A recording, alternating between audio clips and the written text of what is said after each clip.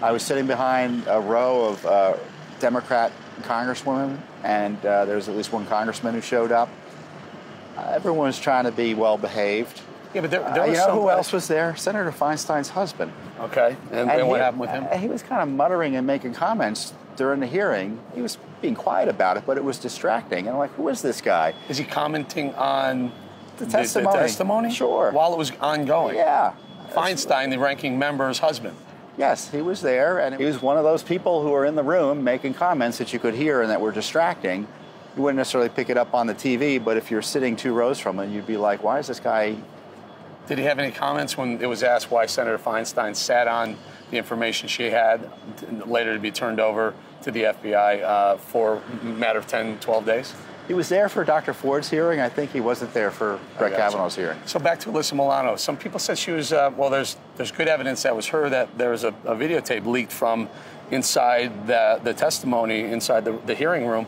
You're not supposed to be taking pictures or video, but it was leaked to the internet live. Yeah, she was taking video.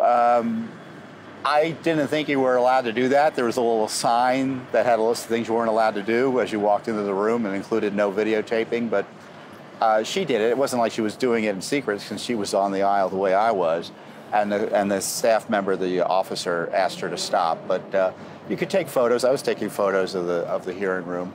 But what's interesting is that we're there watching it, and we're all audience members. So I think people watching it were in a different position than the senators, because we were evaluating it as audience members.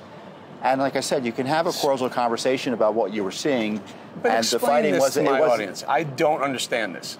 Alyssa Milano, a well-known, advocate for more gun control, against Brett Kavanaugh's nomination. How does she line up directly in the camera line? How did she get that seat? I mean, it's the way I understand it, it's not open to the public, but it's open to members who offer people seats, right? The committee had a limited number of seats. It was a small room, and Senator Feinstein had a number of seats, and for the minority in the committee, and Alyssa Milano evidently got her ticket that way. I received my ticket from the committee as well. Seats? They're not reserved by name, but by seat holder. Yeah, you grab the seat. But this person in that seat previously was Senator Gillibrand from New York. Yeah. She left, and Alyssa Milano moved into that seat. Now, there's video of some officers taking at least one sign away from her. She was planning a protest.